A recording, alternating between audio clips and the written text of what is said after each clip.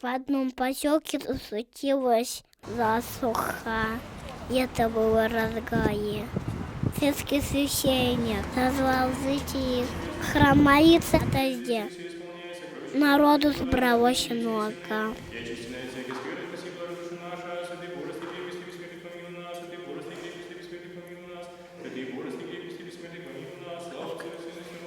А один ребенок пришел с зонтиком. Многие смеялись и говорили: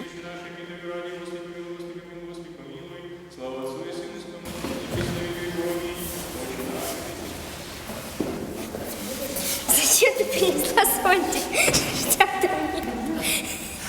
А я подумала, если мы помолимся, то дождь пойдет. Когда народ вышел из храма, на улице лил